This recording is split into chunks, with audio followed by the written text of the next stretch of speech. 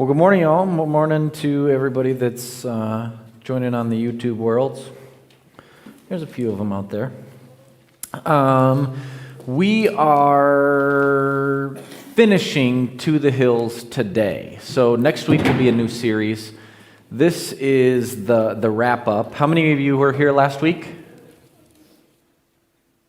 Most of you. Okay. So last week, we started in talking about fear of corruption in government, and really more so that the fear of government itself, whether it will be for us or against us, or that things aren't as they seem. And this week, we're going to continue that. So hopefully we got a bit of a Old Testament balance last week, and this week we'll give you the New Testament side.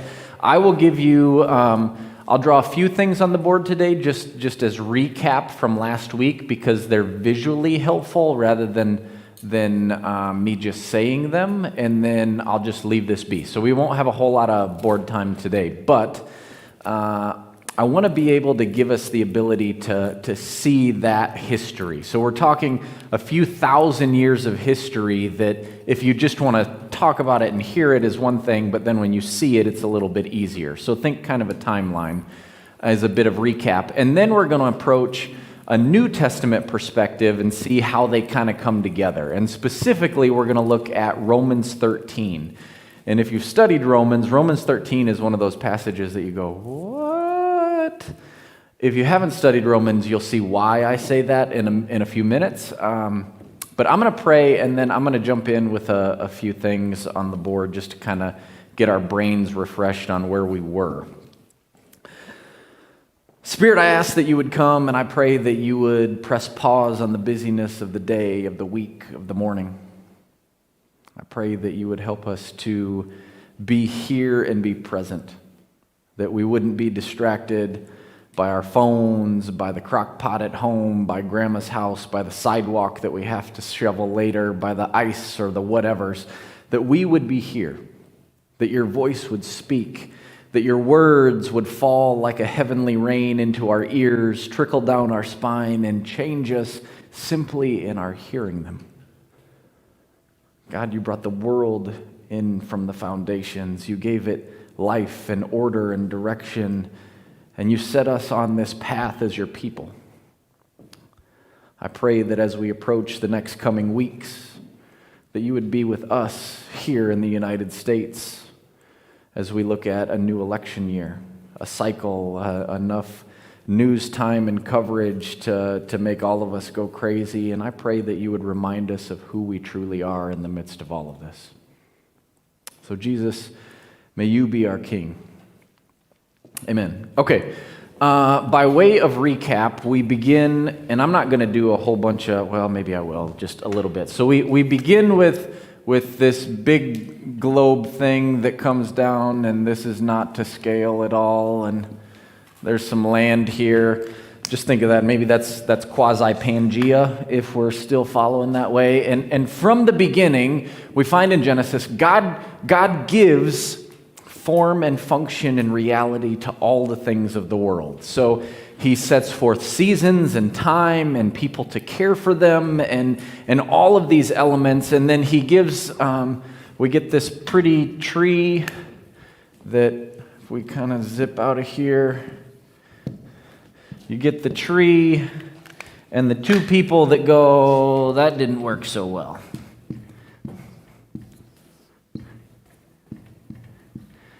Oh, I got to draw a fruit, otherwise you won't know who it is. So where we're going is from Eden all the way to exile.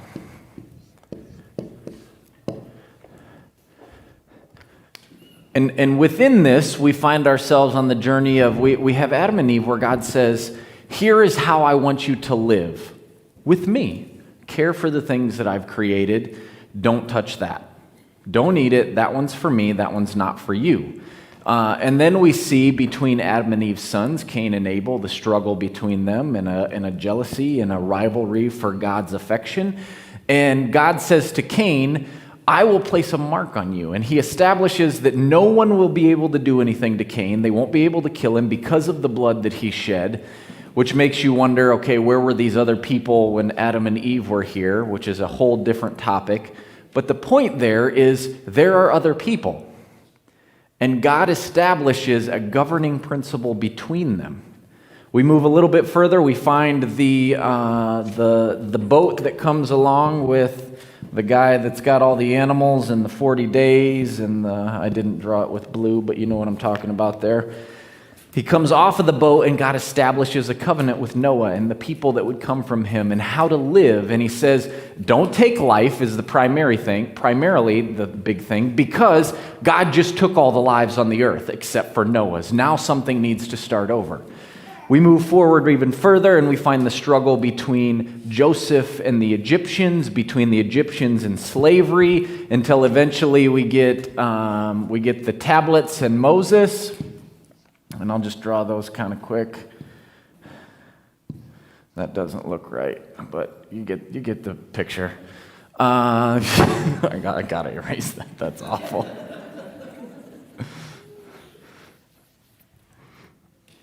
CP, don't look at me like that. And you have the guy in the middle that's holding them. That makes it easier. So he's got his tablets, and these are the ways that God says, I want you to live this way. Here's the rules. Here's 10, and then there's a few hundred more that will come along with it and some specificity. And then eventually Israel says, we don't like God as our king. We want to have a king. And so they established the different rulers of the kingdoms, the different people that would be the kings, and eventually that begins to stray, because in all reality, Saul wasn't that great of a guy, but achieved God's purposes. David, who was a man after God's own heart, he wasn't even that great of a guy when you look at him just from a practical, historical level.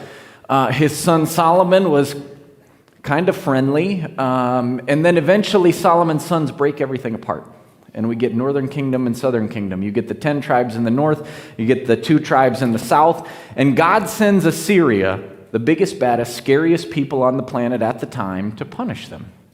You go, okay, well that's not so good. So that's where the first area of what we read through in the New Testament as Galilee and Samaria and the northern area goes into exile in the 700s from Assyria. And they are the scary people that take you away on hooks, like barbaric, scary people. By the 500s, then God sends the Babylonians. And here we find the stories of Daniel. Daniel goes into captivity. He begins to live. He has the struggle with the king of, I won't eat that because God says not to. And the king says, I just gave you the nicest possible meal somebody could get, and you're going to say no? Yes, I'm saying no. Move forward a little further. We have Daniel with Shadrach, Meshach, and Abednego, where they will not bow down to the big statue, and into the furnace they go. And then we find Daniel again with a new king, one of the Persian kings, where he will not stop praying to the Lord. We fast forward even further from the exile, and I'll do this very quickly. So from the exile, you get this guy named Alex. He was known as the Great. He was from Macedonia, Alexander the Great. If you haven't seen the movie, it's not that great. But he was a man that went from Macedonia, Greece, all the way to India. And the reason I'm telling you this is because he did something very special. Does anybody know what it is that hasn't been to seminary? Where was he from? Greece. All of your New Testament is written in a language called Greek. So from Greece all the way to India, he establishes a common language and speech so communication can occur. During this time, after Alexander dies, he only reigns for a few years, all of his generals split things up, and the Syrian general, the one that was closest to Judah and Israel, begins to encroach on them. And we get this horrible guy named Antiochus. It's a weird name. He actually liked to call himself Antiochus Epiphanes. He went and did what sometimes we call one of those prophetic things. Have you heard the weird prophetic phrase, abomination of desolation? No, you're not old enough because you're not into weird prophecies like first service is. The older you get, you read these prophecies and you go, oh, that's really weird. Antiochus Epiphanes was one of the generals underneath Alexander through a line of a few years, and he sacrifices a pig on the altar within Israel. He is the one that kicks off the fight between the Israelites and what is they're called the Seleucids, but the Syrian army. And what happens is a family rises up around 160-ish BC, and his name is Judas. Judas the Hammer, Judas Maccabeus. And what he does is he travels all around in Galilee, he travels all around in the countryside, and he conducts what we would call now guerrilla warfare. But what he does is he goes from town to town and speaks from person to person and gets those people on his side. What he does is throws off that army, and Israel becomes free from 160 to 60 BC. For almost 100 years, they're free. The way he does it is the exact same way that we read in the New Testament of how Jesus conducts his ministry. Now, they thought he was the Messiah. We get to Jesus, and he goes, that worked pretty well. So we have a common language, a style in which to do ministry, and eventually the big bad Romans come in. They come in the 60s. But what they bring with them is what historians call in Latin Pax Romana. It means the peace of Rome. The peace means mess with Rome and we'll kill you. Period. You don't mess with Rome or you die, but everything is nice. So we have, in the exile time, synagogues everywhere because they couldn't go to the temple. We then have Alexander the Great that comes in and gives the world a common language. We have Judas who begins to show the people of Israel what it's like to be free, to long for something. The Romans come in and provide peace and safety, paved roads, free shipping lanes, areas in which you can travel. You may have to pay a toll, but it is comfortable. You can actually go from one side of the known world to the other. The reason I spell all this out is because not all of those years were good, fun, or nice. But God was moving through every single one of them. He wanted this, and instead things fell, and they had to be brought back. So we have not only synagogues everywhere in which the New Testament church will begin to take root because they will go from place to place, town to town, and find the synagogues. They have a language that they all can speak and surround themselves with because not everybody was Hebrew, and they have the ability to traverse the whole area safely. Now the struggle with this is how many of the struggles and horrible things had to happen to God's people before we get there. That's where we go to Romans 13. Now you have to keep this in your mind that God has a plan, that he is sovereign through it all, because if you don't grasp that, then all you have left is despair. Romans 13 is a very bizarre passage that we'll have to look at in full. So I'm going to read the first 7 verses in their entirety so you can grasp the whole thing, because it's kind of out of left field that Paul just kind of interjects this in, or it seems that way. And then we're going to go back and kind of dissect it a little bit. Verse 1. Let every person be subject to the governing authorities, for there is no authority except by God's appointment, and the authorities that exist have been instituted by God. So the person who resists such authority resists the ordinance of God, and those who resist will incur judgment. For rulers cause no fear for good conduct, but for bad. Do you desire to fear the authority? Do good, and you will receive its commendation, because it is God's servant for your well-being. But be afraid if you do wrong, because government does not bear the sword for nothing. It is God's servant to administer punishment on those who do wrong.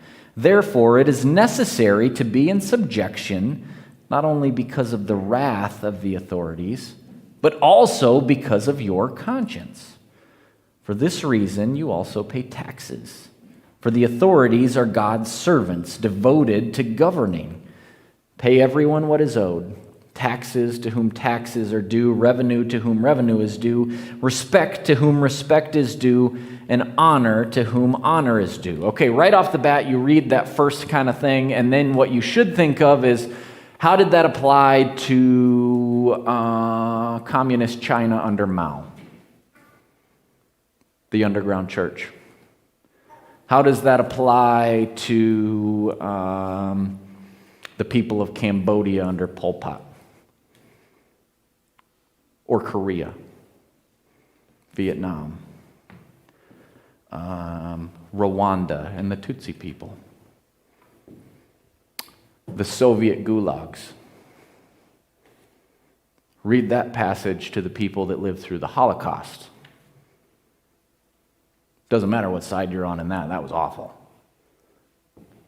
Even during the high point before things got really crazy for the Socialist Party in Germany, the churches and the ministers were instructed to preach this passage so that people would fall in line. Now you should wonder, like, how does all this stuff fit together?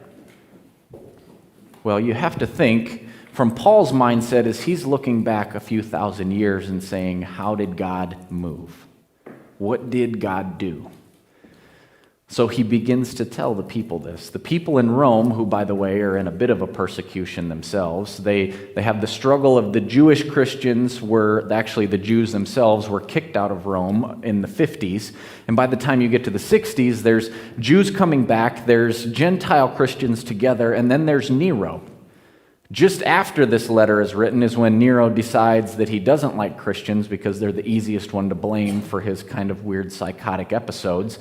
And he will even take Christians and burn them on stakes within the Colosseum so he can have races at night. There's no electricity. You can't have lights, so you got to burn something. Let me read that first verse again. Let every person, everyone, be subject to the governing authorities. For there is no authority except by God's appointment. And the authorities that exist have been instituted by God. When you believe in God as sovereign and you choose his sovereignty over despair, then the struggle is what about the bad stuff, right? I mean, that's what we get at when it comes to a struggle with government and corruption in government and whose best interest is at hand and how many sides are going to lie about one thing or the other. The struggle is we don't feel good about that.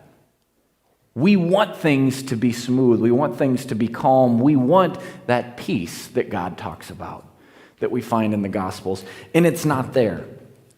Here specifically, we have the word subject. Be subject. If you were here for the Ephesians series, we talked about this as Paul talks about how a marital relationship would be. The word here in the Greek is hupotasso. If you're around anything, hupo is the word for under. This is where we get our words like hypodermic needle and certain things because they go under the skin. Hupo, to be under, and tasso means to line up. It is a specific military term that means you line up underneath the person that is in charge. If anybody's in the military, you understand that. You have a rank, you have a file, you have an order, you stand where you stand, and it's underneath the person that is above you. If you have a job, most of you have somebody that is your boss. And if not, then the books are your boss, and the people coming in are technically your boss because they would drive your revenue.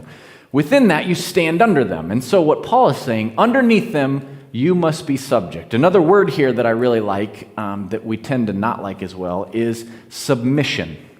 The reason I like submission is because it uses the same language as the Greek. It means to be under the mission of that person, or in this case, the government. Keeping in mind that Paul has to be thinking within the grand scheme of God's plan. So if God places the government there, God appointed them, instituted by God, that means he is the one that is governing the government to some degree. So when you are underneath their rule, when you submit to their mission, then you are also submitting to God's. Now here's what this also means, specifically for us in the United States. Here's where oddity comes.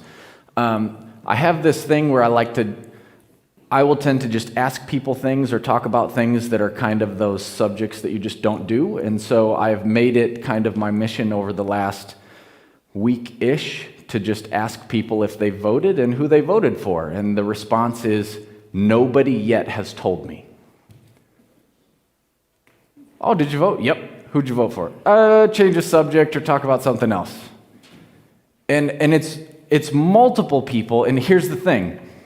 It makes me ask the question, I asked Craig this question, I go, so what is it? Is it that we don't like that person that we voted for? Is it that we feel ashamed? Is it we don't want to talk about it? Is it that we're just too nice in the Midwest so we avoid the possible conflict of having a conversation? Is it that we're ashamed of something within there? I don't know, and I'm sure everybody has their own thing. But here's the thing. When you submit underneath the authority in which we live, a constitutional republic, your submission is being active within that. So for you voting, that's good. That's you being a part of God's plan within this. If you just throw your hands up and you live in the world of, well, that guy's a bad guy and that guy's a liar and everybody does something else, I don't like either one. I mean, the last two elections, let's be very honest, both candidates have been bad. Historically awful in comparison to other years. And you go, what if we come to, as a nation, you're still to live in submission? And your part in that is to be active, not just to throw your hands up and be like, well, I'm just done. I'm not going to participate. Now, hang there a minute, because maybe Paul is just saying things and he's kind of getting it wrong here. So let's look at a couple of other passages within the New Testament. We'll look at Peter, and then we'll look at Paul later in his life. So here, this is from Peter. Be subject to every human institution for the Lord's sake, whether to a king as supreme or to governors as those who he commissions to punish wrongdoers and praise those for good. For God wants you to silence the ignorance of the foolish people by doing good. Live as free people, not using your freedom as a pretext for evil, but as God's slaves. Honor all people, love the family of believers, fear God, honor the king. Now that was Peter, so sometimes Paul and Peter are a little off. So here we find yet again, Peter says, be subject underneath the ruling authorities. Okay, well maybe Paul changes his mind from the mid-60s to later on when he's in prison. So let's look at Titus 3. This is when Paul's in prison before he's actually executed. Remind them to be subject to the rulers and authorities, to be obedient, to be ready for every good work. They must not slander anyone, but be peaceable, gentle, showing complete courtesy to all people. For we too were once foolish, disobedient, misled, enslaved to various passions and desires, spending our lives in evil and envy, hateful and hating one another. So we see, as we move through the New Testament within that section, it seems to be a pretty clear pattern between Peter and Paul that our role as Christians is to live peaceably, but also be subject to the government. Now, if we're good, Americans and revolutionaries at heart, then that's kind of hard. If there's anybody in the room that goes, oh yeah, that's no big deal, you clearly didn't hear what I said. You clearly didn't grasp the scope of all of the atrocities that have happened underneath government regimes throughout the history of people. People are the worst to other people when they desire power. Now, here we need to ask the question moving forward of how does Paul flesh this out? And he talks about resistance. So in verse 2, back in verse of chapter 13, So the person who resists such authority as the government that God has ordained resists the ordinance of God. And those who resist will incur judgment. For the rulers cause no fear for good conduct, but for bad. Do you desire not to fear the authority? This is a very practical train of thought here. If you desire not to fear authority, do good, and you will receive its commendation, because it's God's servant for your well-being. But be afraid if you do wrong, because the government does not bear the sword for nothing. It is God's servant to administer punishment on the persons who do wrong. Okay, first the resist part. He says resist, resist, resist, don't resist. And here's another play on words. So he says be subject to line up underneath. Resist means to stand opposed. So line up against.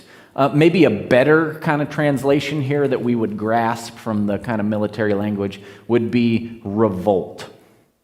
Might be a little bit easier for us to grasp. He says, don't even do that. And now, in my mind, it's like, well, I looked through here, and there's a bunch of stuff in the Old Testament where Daniel resisted, Joseph resisted, Moses resisted, Esther resisted. I mean, if Esther was just, the king made his decree, I guess all of the Jewish people in the known world are going to die. But she said no, she wasn't going to do that. She risked. So we have this thing where he says, don't resist. And even this is maybe food for thought for another day, is it talks about, in the very last part of that, is the sword. The government does not bear the sword. And here specifically the word within the Roman world of this Greek word doesn't mean like a broadsword like you would fight in battle. It's a short sword, about this long, and it's specifically designed for execution. Now this is one where even Paul says the government is there to keep the peace, and if so, take life. Now I tend to be a very pro-life person across the board, but this is a hard one for me, that part. But the only way that you can reconcile it is if you go back to this boat and they get off the boat and God says, before you do anything, life is sacred, but one is for another.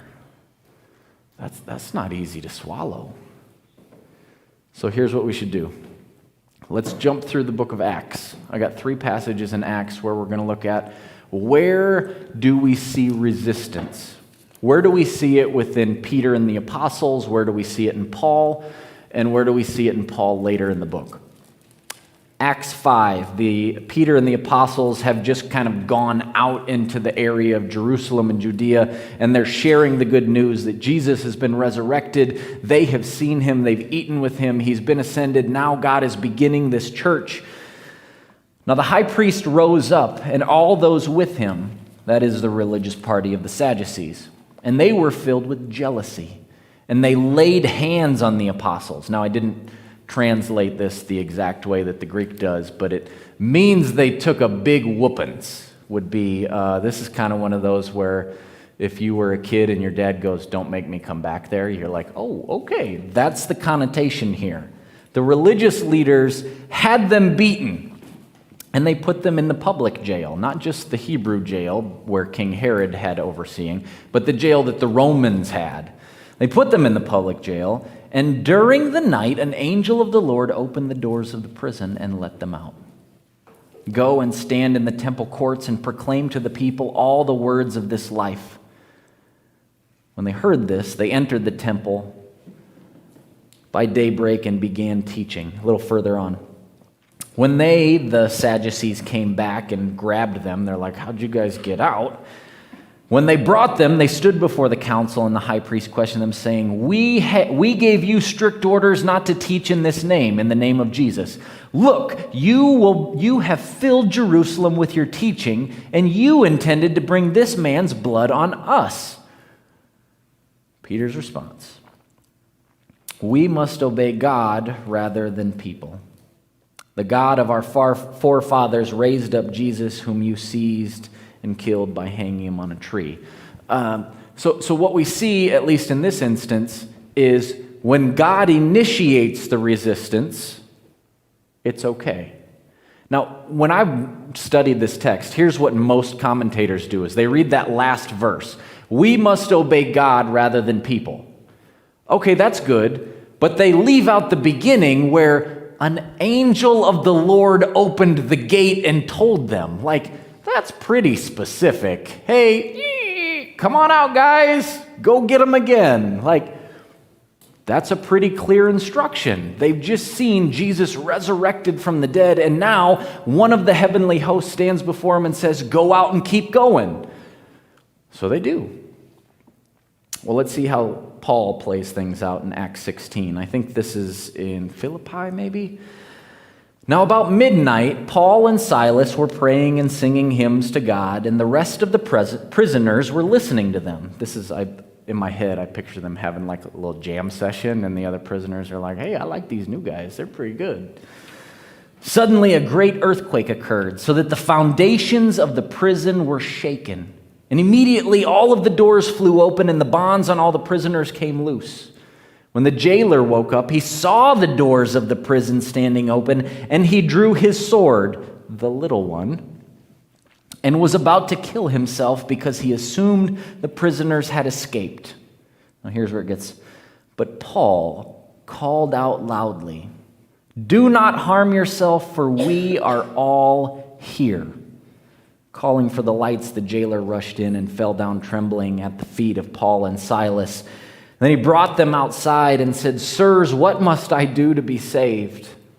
And they replied, believe in the Lord Jesus and you will be saved, you and your household. Then they spoke the word of the Lord to him along with those that were in his house. Now, here's an instance where we find Peter and the apostles, God opens the doors and they go out. And now Paul in jail, and an earthquake and the shaking all around and all of the chains fall off, and suddenly it's like, well, that must be God speaking, and they don't go. If that was me, I'd be like, well, let's do this. They stay. Now here's what I didn't read to you. Paul and Silas come into the town, and the local magistrate doesn't like them, because they cast a demon out of a girl that was making money for one of their buddies. They bring freedom from somebody in bondage, and suddenly they're thrown in jail. They're beaten, thrown in jail, and the story moves forward. After this, after the jailer and his family get saved, after they come into the covenant fold, then the magistrate comes back the next morning and goes, oh, you can let those guys go. And Paul goes, wait a minute. You don't just let me go. I am a Roman citizen that you beat and threw in jail. He didn't leave because he was resisting. Did you follow that train of thought? He waited around to say, you had no right to do that to me. So I stayed. And God used it for the salvation of somebody else, his whole family. Now here's where things get really weird. We find Paul at the very end of Acts as he appeals to the Jewish ruling council before he makes his way to Rome. Acts 23. Paul looked directly at the council and said, brothers, I have lived my life with a clear conscience. We'll see that again soon. Before God to this day. At that, the high priest Ananias ordered those standing near Paul to strike him on the mouth. Then Paul said to him, God is going to strike you, you whitewashed wall. I'm sure we would have a different phrase for what this is, but I don't know that there's any specific expletives within the Bible per se, but that gets pretty close. Pretty close. Whitewash during this day was literally it would be kind of like your car is rusting and you just painted over the rust and we're like, oh no, it's good. It's fine. Paul moves on. Do you sit there judging me according to the law, and in violation of the law you ordered me to be struck? Those standing near him said, do you dare insult God's high priest? And here's where it gets weird. Verse 5, Paul replies, I did not realize, brothers, that was the high priest. For it is written, you must not speak evil about a ruler of your people. He walks it back. He thinks it's just a guy that's a part of the Sanhedrin, but when he finds out that it's the high priest, Paul even submits to the thing that God says, no, that's a little too far. So here we have this struggle. So when do we resist? Where do we find this line? We have this, Tim, you can put the next one up there. We have this struggle between the Old Testament. We see Joseph and Moses and Daniel multiple times, Shadrach, Meshach, and Abednego, Esther, and others. And we see them within a government that's not their own, but also holding true to something that God has established for them, trying to stay true to the covenant. Within the New Testament, we see the struggle with Peter and the apostles and the doors coming open and them going back out against the ruling authorities. We see Paul and Silas staying against the ruling authorities. And then we even see, we didn't jump into the entire aspect of Revelation, talking about Babylon and the imagery of Rome. And by his sheer presence, John was revolting against the nation of Rome because they tried to kill him multiple times and he wouldn't die. So they have to throw him on an island where he can't be around people anymore. We told you not to preach about those things. So when should we? Where does this role play? And I think part of it is we have to remember that when we are submitting, when we are subject just like in the same way that Paul talks about within the family. As the husband is to the Lord, as the government is to the Lord establishes it. And there will be things that we don't like. There will be times that we are persecuted. There are things. We are the most unpersecuted church of probably all time, other than maybe the last 40 years. Let's just say the last 100 years is the most unpersecuted church of all time within the United States. So we are the rarity in theological and salvation history. So when things are bad, we go, how dare they? Let's stand up and fight. So what do we do? Here's kind of a blanket kind of term that before we get into the deep end, because we don't have enough time. We stand for the things that God stands for. And you can read through those. There's the Ten Commandments. There's all sorts of commands within the New Testament, and we'll look at some of how we are to be as people. And we stand against the things that God stands against. When you get to Acts 15, here we see the birth of the church. And one of the main things that they say is, as the Gentiles come in and they're kind of mixing between what they call the circumcision party, the Jewish believers, and the Gentile believers, and they don't know how to make this work, James stands up, the brother of Jesus, and he says, I judge that we should write them a letter. And we should tell the Gentile believers that they need to stay away from idols. And they need to stay away from blood sacrifices, basically idolatry and the practice of idolatry. And the third thing is sexual immorality. So of the main things, and then he goes on to say, because all of the other things they know because they've heard in the synagogues in their area. They've heard the law of Moses and they know those things. But the main tenets are, don't be idolaters. And here's the struggle. Most of us do that in a sneaky way. God says, I'll create you in my image. And we go, I would love to return the favor. God likes the things that I like and dislikes the things that I dislike. And so he's in my political agenda and not your political agenda because that's what I make him to be. It doesn't matter who we are or where we're at. That's our nature. We try to do that. And that's not exactly where Paul's going. So the blanket idea, because we don't have time to spell all those things out, stand for the things that God stands for and against the things that God is against. Verse 5 of chapter 13. Getting close. Therefore, it is necessary to be in subjection, not only because of the wrath of the authorities, but also because of your conscience. He's appealing to the law that you should know that he writes about in the very beginning chapters of Romans, that there is something that God knits into the very essence and being of creation. This is what we call the natural law, things that when you look throughout time and history and people, there are some things that you go, oh, we don't kill each other. That makes for a good society. Verse 6. For this reason, and this one's kind of weird, you would think, you also pay taxes.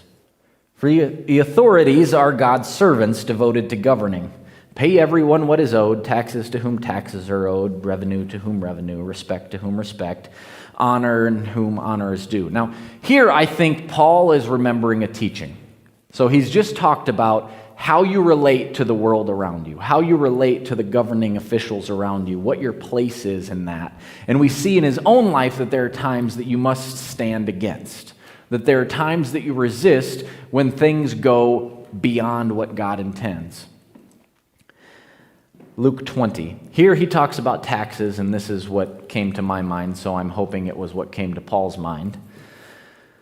The Sadducees were trying to trap Jesus. Then they watched him carefully and sent spies who pretended to be sincere. They wanted to take advantage of what he might say so they could deliver him to the authority and the jurisdiction of the governor. They wanted to give him to the government that they are being subject to.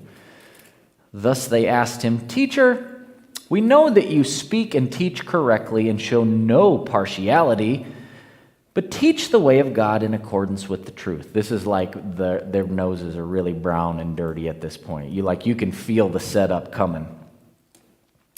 "Is it right for us to pay the tribute tax to Caesar or not?" But Jesus perceived their deceit and said to them, "Show me a denarius. Whose image and inscription are on it?" And they said, "Caesar's." So he said to them, "Then give to Caesar the things that are Caesar's, and give to God the things that are God's." Thus they were unable in the presence of all the people to trap him. Now we get that. We get give to Caesar what is Caesar's, because he looks at it. We have the same thing. If you pull a dollar bill or a coin out of your pocket, it's got somebody's face on it most of the time, and it's got some words on it, and they're not God's. It says, "In God we trust" on quite a few of them, but that's not necessarily for God. That's for us as a reassurance so that we can tell ourselves, and it makes us feel better about what we're doing. What we don't ever grasp, we grasp the Caesar thing. The teaching that you probably haven't heard is, so whose image are you? Give to Caesar what is Caesar's. You are not Caesar's.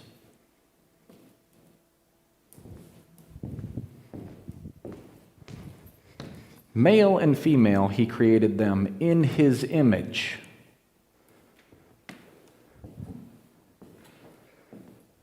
Who you are matters.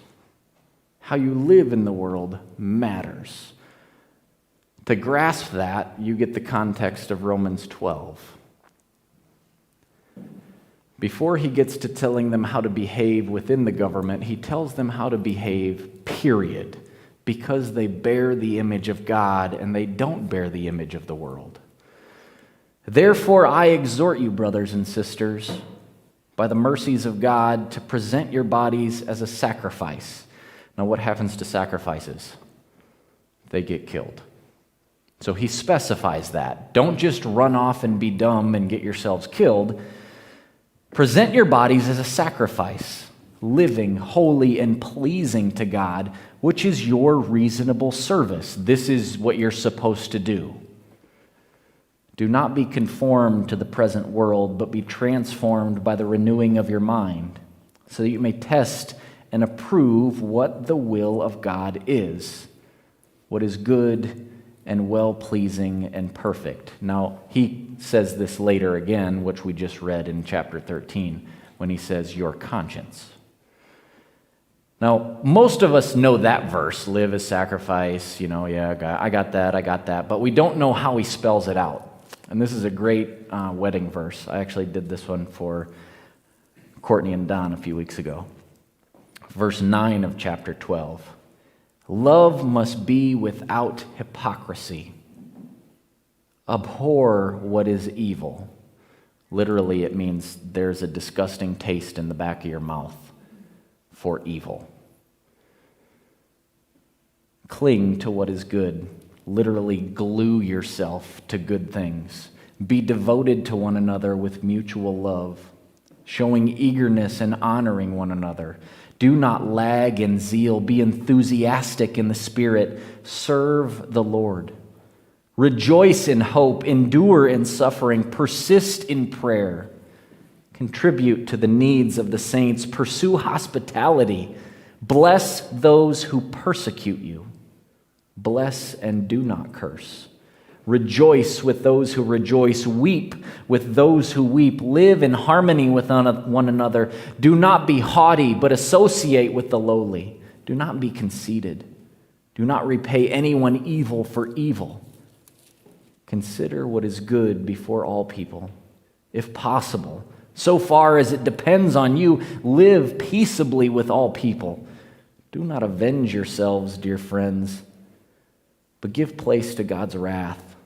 For it is written, vengeance is mine. We live in a society where we think being subject to the government and participating in that means that if you're red or you blue, you dislike the other one. If you're Republican, you don't like Democrats. If you're Democrat, you don't like Republicans. And everybody hates libertarians because they just mess everything up. And Kanye West is somewhere in the midst of that, trying to run for president and steal votes from somebody. We have no idea who. What we want to do is make this a struggle. Make the political place in which we all submit. We are all living underneath this authority. If you don't want to, you can move away and find a different authority to live under, but this seems to be the best one right now. And we don't do it like this. We don't do anything of what Paul just said. We hear subject and it gets our tail feathers up and we think, oh, that's a fight. I don't want that. I'm not subject to anybody. I'm free in Christ. Yes, the end of chapter 13 says you are free, but use your freedom for someone else. There will be times when you must submit to the government. Paul tells us. There will be times when you can stand with the government. There will be times that you may have to suffer because of the government. There will be times when you will have to stand up for the things that God has commanded. There will be times when you feel pulled in every possible direction. But always remember whose image you bear. Remember to love, to cling to what is good, to be devoted to each other. Rejoice in hope, endure in suffering, and persist in prayer. Would y'all stand and sing our last song with us?